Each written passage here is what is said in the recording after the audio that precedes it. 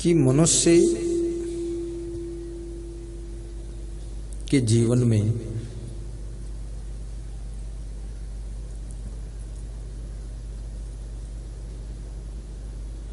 भक्ति का क्या महत्व है,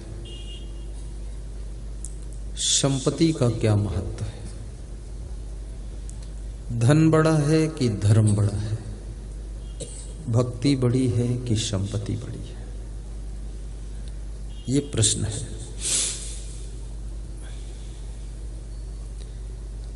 तो कबीर साहब कहते हैं जीवन में धन का भी महत्व है और धर्म का भी महत्व है। शरीर की आवश्यकताओं को पूर्ण करने के लिए धन चाहिए, लेकिन मन को संभालने के लिए धर्म चाहिए। जीव को पार्जन के लिए संपत्ति चाहिए, परंतु मन की शांति के लिए भक्ति चाहिए। दो चीजें आपको संभालना है, शरीर को और मन को।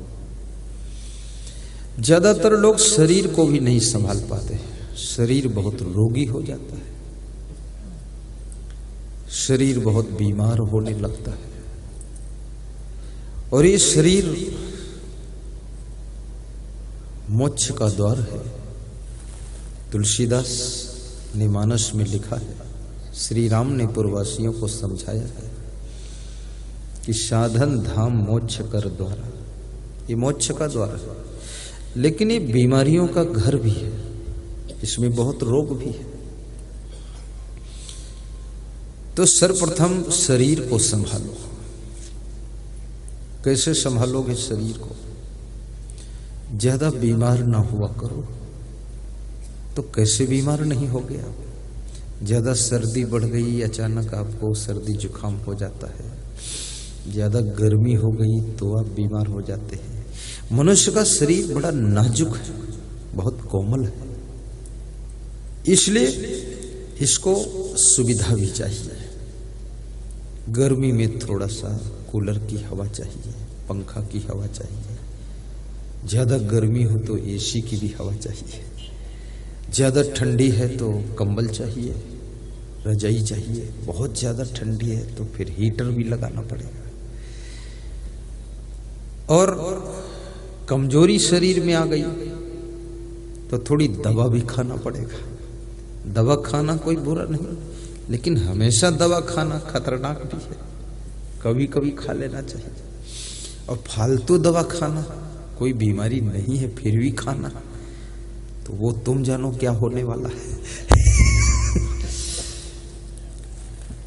सबसे पहले आयुर्वेदिक दवा लेना चाहिए अगर कुछ तकलीफ है तो। और कुछ भी तकलीफ नहीं है तो दाल चावल सब्जी रोटी से बड़ी दवा कोई नहीं है, ये सबसे अच्छी दवा। समय पर खा लीजिए, लेकिन ज्यादा मत खाइए। परंतु ये जिह्वा को जब स्वाद आता है तो हमेशा थोड़ा ज्यादा ही हो जाता है। और जब ज्यादा भोजन पहुंचता है शरीर के अंदर तो सुस्ती पैदा करता है, सुस्ती, उदासी, और फिर वहीं से बीमारी का जन्म होने लग जाता है। बहुत कम खाने से भी तुम बीमार हो जाओगे, बहुत कम भी मत खाइए। अब तुम कहोगे कि कम भी नहीं खाने देते हो, ज्यादा भी नहीं खाने देते, तो क्या इरादा क्या है? इरादा यह है कि बीच में रहो, मध्यम मार्ग चलो। मनुष्य का सबसे ज्यादा स्वास्थ्य अच्छी नींद न लेने के कारण खराब होता है, इसलिए ठीक से सोना भी सीखो। सोने से पहले चिंता भी मत करो। चिंता करने के लिए, सोचने के लिए, विचारने के लिए, काम के लिए पूरा 17 घंटे है, पूरा दिन पड़ा हुआ है। 7 घंटे कम से कम आनंद से सो जाओ। जब से मनुष्य होश संभालता है तब से ठीक से सोता नहीं, बहुत जागना पड़ता है। लेकिन मैं निवेदन करूंगा, ठीक से जो गहरी नींद सोता है उसका दिमाग, उसकी बुद्धि स्ट्रांग रहती है। बच्चों की मेमोरी क्यों शार्प रहती है, क्यों स्ट्रांग रहती है? बच्चे गहरी नींद सोते हैं। और गहरी नींद अगर सोना है तो इसके लिए क्या करना पड़ेगा? इसके लिए आपको थोड़ा व्यायाम करना पड़ेगा, क्योंकि शरीर जब तक ठीक से थकता नहीं है तब तक ये ठीक से सोता नहीं। थोड़ा व्यायाम, बहुत व्यायाम नहीं, तादाद से ज्यादा अधिक पैदल चलने से बुढ़ापा जल्दी आता है। आप अगर 7-8 किलोमीटर से ज्यादा पैदल चलते हैं रोज 20 किलोमीटर, तो आपको बुढ़ापा जल्दी आएगा, वृद्धावस्था आ जाएगी, बूढ़े हो जाओगे। और बिल्कुल पैदल अगर नहीं चलोगे तो क्या होगा? तो आपको जवानी नहीं आएगी, सीधे बुढ़ापा आ जाएगा। डायरेक्ट बूढ़े हो जाओगे, फिर टेढ़े टेढ़े चलते रहोगे। इसलिए पैदल चलना भी अनिवार्य है, लेकिन हर चीज का लिमिट है, सीमा है। आप खीर खाइए, पूड़ी खाइए, कचौड़ी खाइए, समोसा खाइए, ये कोई चीजें कुछ गड़बड़ नहीं करेंगे। एक समोसा खा लोगे बिल्कुल फिट है, लेकिन 10 खा लोगे तो फिर ऊपर से हाजमोला भी खाना पड़ेगा। कम खाना है। तो शरीर को स्वस्थ रखो, इसकी फिक्र रखो, और भोजन चबा चबा कर खाओ। यदि शरीर का स्वास्थ्य सही है तो तुम बिजनेस भी लंबे समय तक कर सकते हो, अधिक घंटों तक काम कर सकते हो, अधिक समय तक राजनीति कर सकते हो, और अधिक समय तक प्रवचन भी कर सकते हो, भजन भी गा सकते हो। अभी आपके देश के जो प्रधानमंत्री हैं बहुत स्वस्थ दिखते हैं, पूरे देश का भार है उनके ऊपर, और खींचा खींची भी बहुत है। उनकी टांग खींचने में बहुत लोग लगे हुए हैं, लेकिन इतनी मजबूत टांग है कि अपनी टांग में सबको टांग लेते हैं। बहुत गजब का आदमी है। हाँ, कोई कुछ भी बके झके वो प्रभावित ही नहीं होते, अपने काम में लगे रहते हैं। उनसे सीखने वाला है। तुम्हारे पास में एक छोटे से परिवार का भार है, छोटा सा बिजनेस है, इसमें भी तुम उनसे सीखो, अपने काम में लगे रहो। कुछ लोग विरोध भी करेंगे, गांव के लोग भी विरोध करते हैं। गांव में एक सबसे बड़ी समस्या ये रहती है कि ईर्ष्या बहुत होती है। अपना काम तो नहीं करते हैं लोग मन लगाकर, लेकिन पूरा मन लगाकर दूसरे का काम बिगाड़ते जरूर है। ये गांव की समस्या रहती। मेरा जन्म भी गांव में हुआ, तो मैं बचपन से देखता था कि लोग जुटे रहते थे एक्सरसाइज में, मुझे तो हंसी आती थी। और जो व्यक्ति दूसरे का काम बिगाड़ने में ध्यान लगाता है उसका काम कभी बनता ही नहीं है, और जो व्यक्ति दूसरे की टांग खींचता है बिना टांग खींचे वो कभी आगे नहीं बढ़ पाता है, और जो दूसरों से जलन करता है उस व्यक्ति को कभी सफलता और शांति नहीं मिलती।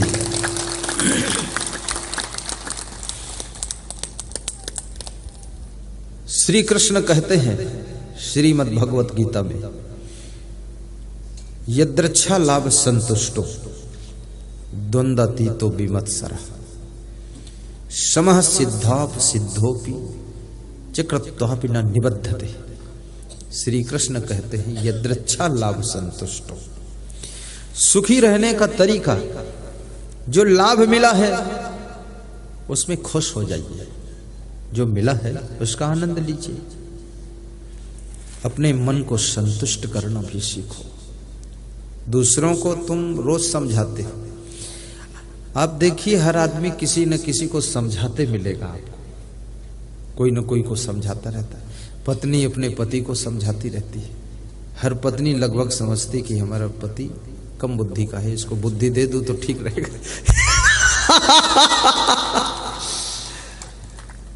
वो बुद्धि कमरे में देती है, मर्यादा से देती, लेकिन जो महिलाएं समझदार नहीं वो चौराहे पर भी बुद्धि देती है, वहीं डांट डपट चालू है।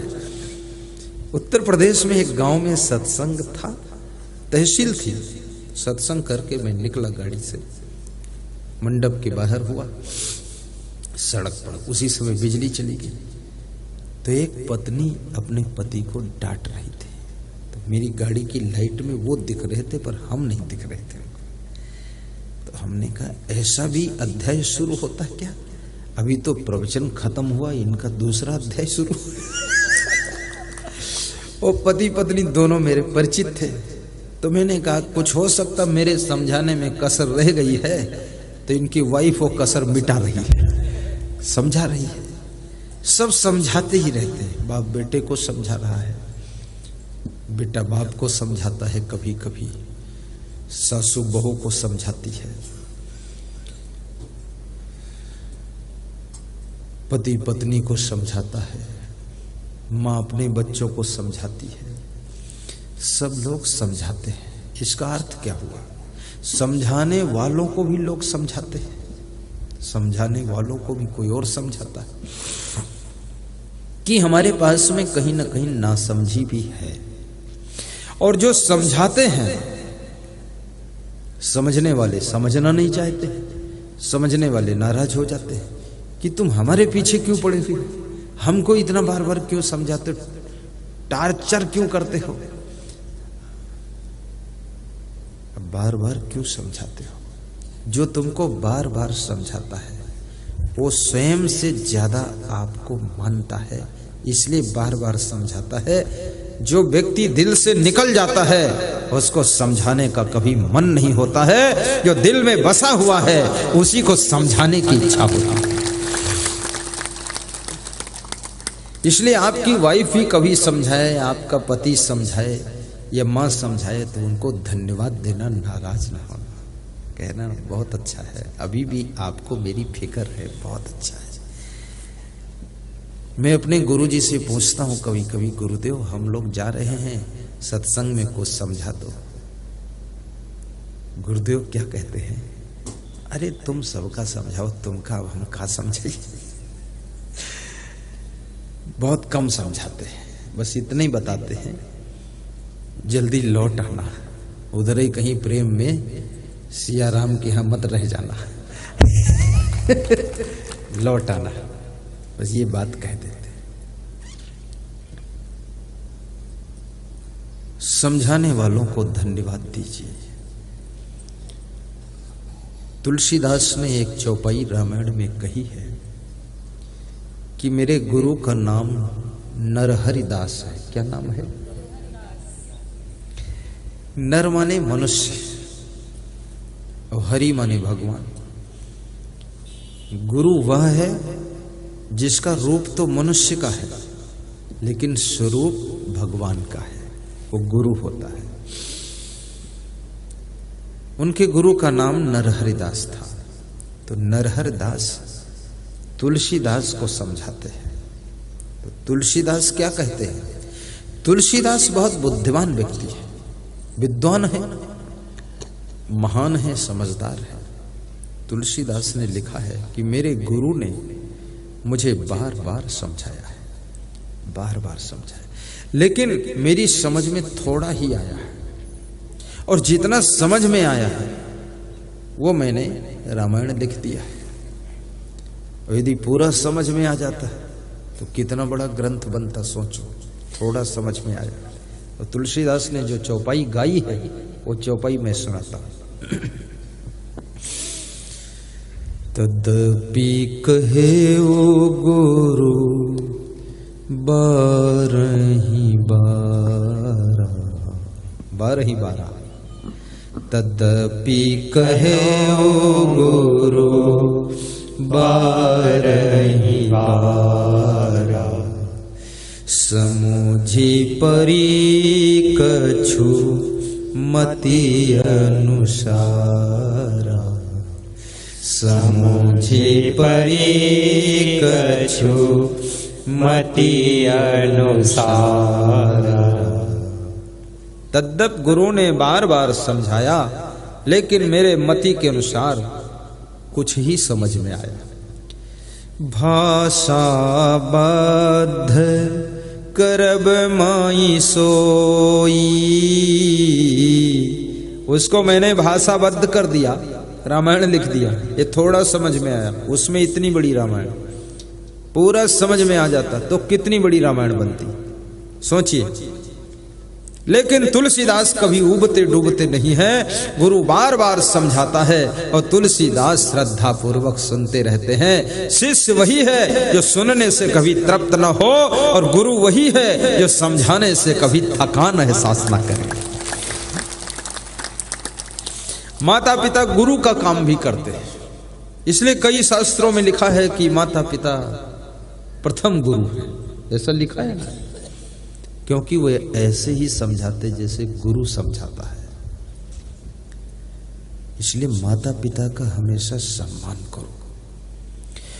कभी वो थक जाएं, कमजोर हो जाएं, बूढ़े हो जाएं, तो भी उनका आदर करो। और आदर कई प्रकार से होता है। आज जो ये चारों भाइयों की मां खुश है, उसकी खुशी का ठिकाना नहीं, क्योंकि उसके चारों पुत्र राम लक्ष्मण भरत शत्रुघ्न की तरह है। यदि किसी को लाते हैं तो किसको लाते हैं? कोई महान संत को ला करके घर बैठे अपनी माँ को, परिवार को, ग्रामवासियों को, क्षेत्रवासियों को, बिहार वासियों को दर्शन कराते हैं, प्रवचन सुनवाते हैं। माँ मुस्कुराती है कि धन्य है मेरे बेटे। ऐसे बड़े संतों को पकड़ के ले आते हैं। लेकिन कितने माँ के पुत्र ऐसे हैं जो शाम को 2-4 शराबी लेकर आते हैं। माँ का मन भी दुखी हो जाता है कि इतना भांगड़ू है, खुद ही नरक में पड़ा है, 2-4 और नरकी लाया है। जुआरी, सवारी, कबाबी, लाबारी, और कितने लोग तो ऐसे पुत्र हैं। माता पिता बैठे हैं, बुढ़ापे में देख रहे हैं, बेटे ताश खेल रहे हैं, बरामदे में जुआ खेल रहे हैं, दारू पी रहे हैं। बाप समझाता है तो गाली दे रहे हैं, कहीं मुर्गा ले आ रहे हैं, कहीं मछली पकड़े आ रहे हैं, और भजन भी गा रहे हैं कि रामा रामा हरे हरे, मुर्गी अंडा घरे घरे। रोजा रहे रोज रोज, मुर्गी मारे खोज खोज। क्या बात है। माँ बाप को दुख होगा ना कि सब बच्चे बिगड़ गए। रघुपति राघव राजा राम भजन गा रहे, और शाम हुई तो 200 ग्राम, और कहां गए हैं गंगाराम। इनको कौन ढूंढेगा। कभी शराब मत पीना, मांस मछली मत खाना।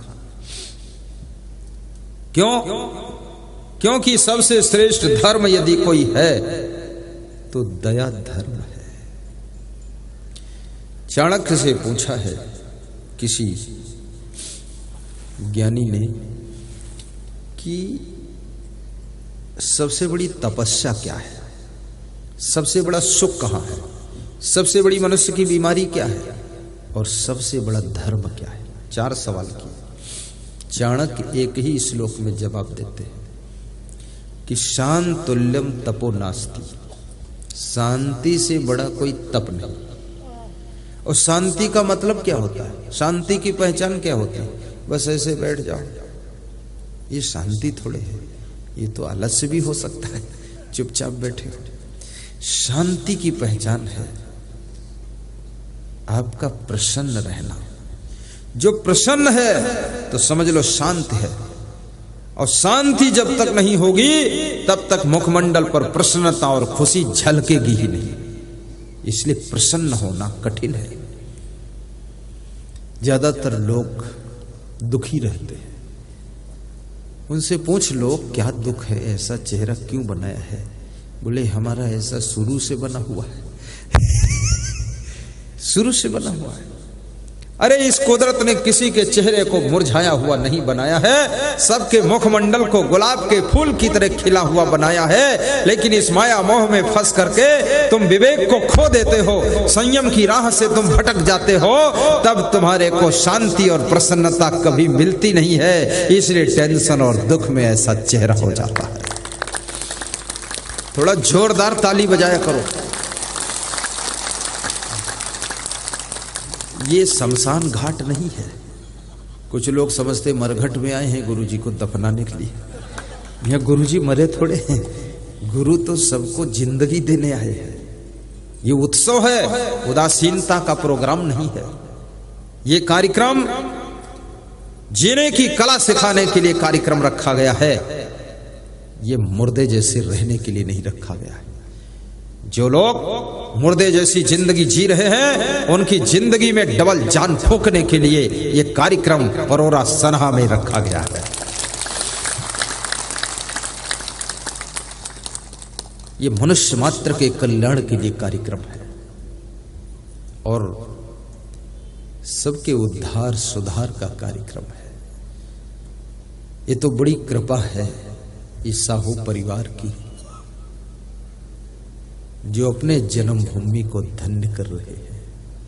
अन्यथा लोग दूर जाने के बाद जन्मभूमि तरफ घूमकर कम देखते हैं, लेकिन इस माटी से उनका प्रेम है, लगाव है कि यही सत्संग कराऊं ताकि हमारे गांव के क्षेत्र के बड़े बुजुर्ग माताएं बहनें सभी गुरुदेव का निकट से दर्शन करके पुण्य प्राप्त करें और सत्संग सुन करके जीवन को धन्य करें।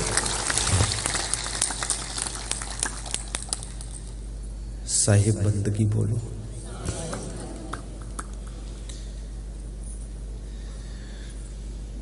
इसमें ऐसे कितने लोग बैठे हैं जिन्होंने मुझे मोबाइल के यूट्यूब में और टीवी में देखा है? दोनों हाथ उठाकर बताओ। सियाराम खड़े होकर देखो उधर, सब ऊपर ऊपर ताली बजाता है।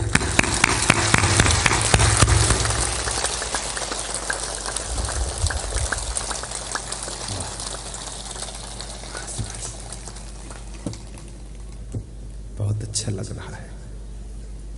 आप जब ताली बजाते हो ना तो हमें अच्छा लगता है, और आप थोड़ा थोड़ा मुस्कुराते हो ना, ओंठें खोले रहते हैं तो बहुत अच्छा लगता है।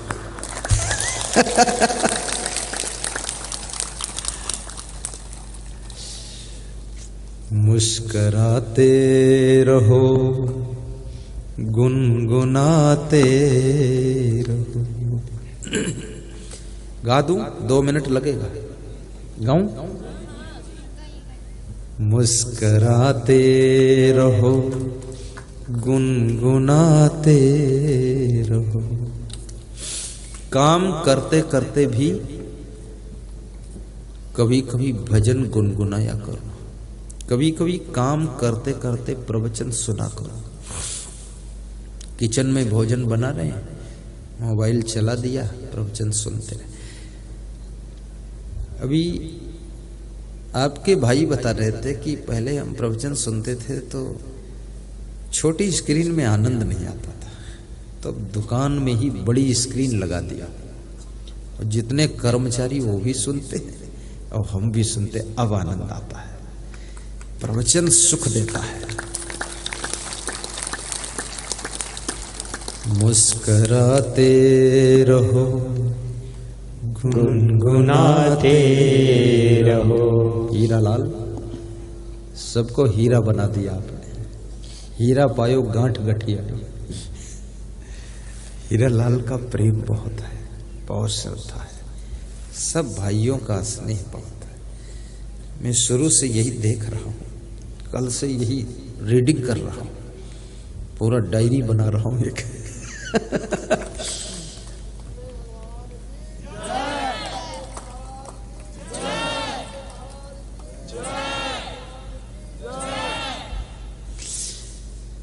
मुस्कुराते रहो, गुनगुनाते रहो। मुस्कुराते रहो, गुनगुनाते रहो। वक्त जीवन का यूं ही निकल जाएगा, मुस्कुराते रहो। राम का स्वभाव कैसा था? मुस्कुरा कर बात करने का स्वभाव था। कृष्ण का स्वभाव कैसा था? हंस करके रहो, हंस करके काम करने का स्वभाव था। कबीर का स्वभाव कैसा था?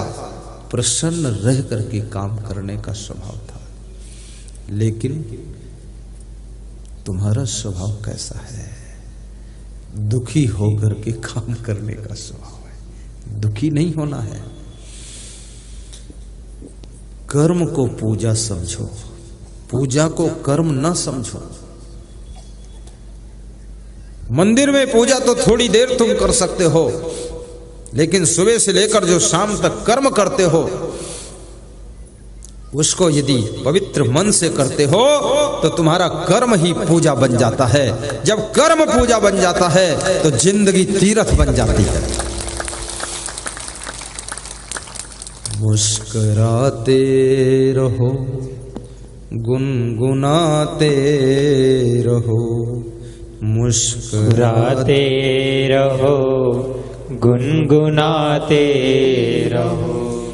वक्त जीवन का यूं ही निकल जाएगा। काम करते रहो, नाम जपते रहो। काम करते रहो, नाम जपते रहो। वक्त जीवन का यूं ही निकल जाएगा। वक्त जीवन का यूं ही निकल जाएगा। साहिब बंदगी, साहिब। मंडप भी बहुत सुंदर लगा हुआ है, बिल्कुल न्यू है। पर्दा भी न्यू है और श्रोता भी न्यू है और गुरु जी भी न्यू मॉडल है। नहीं, ऐसा गुरु लोग हंसते थोड़े हा हा हा हा, तो ये न्यू मॉडल तो है कि नहीं? हाँ, न्यू मॉडल, सब न्यू मॉडल है। बहुत आनंद आ रहा है, बहुत अच्छा। और प्रथम दिन ही मंडप सब फुल है। अब कल क्या हाल होने वाला है? और बढ़ेंगे प्रेमी, बढ़ेंगे कि घटेंगे? बढ़ेंगे, ठीक है। कितने लोगों की इच्छा है कि बार बार सनहा परोरा में आऊं? वो लोग हाथ ऊपर को मत उठाना।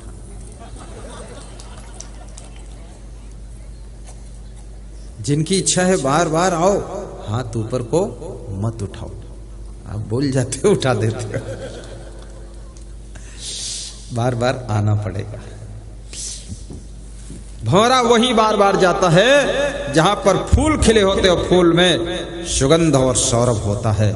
याद रखना, संत भी बार बार वहीं जाता है जहां भक्ति का फूल खिला होता है और प्रेम की सुगंध जहां होती है।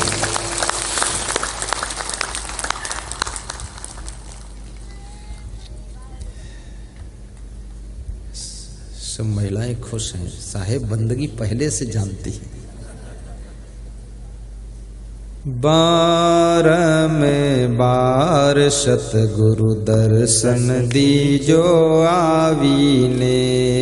बार में बार सतगुरु दर्शन दीजो आवीने। दर्शन दीजो आवीने, प्रभु दर्शन दीजो आवीने। दर्शन दीजो आवीने, प्रभु दर्शन दीजो आवीने। बार में बार सतगुरु दर्शन दीजो आवीने। बार में बार सतगुरु दर्शन दीजो आवीने। दर्शन दीजो आवीने, प्रभु दर्शन दीजो आवीने। दर्शन दीजो आवीने, प्रभु दर्शन दीजो आवीने। बार में बार सतगुरु दर्शन दीजो आवीने। बार में बार सतगुरु दर्शन दीजो आवीने।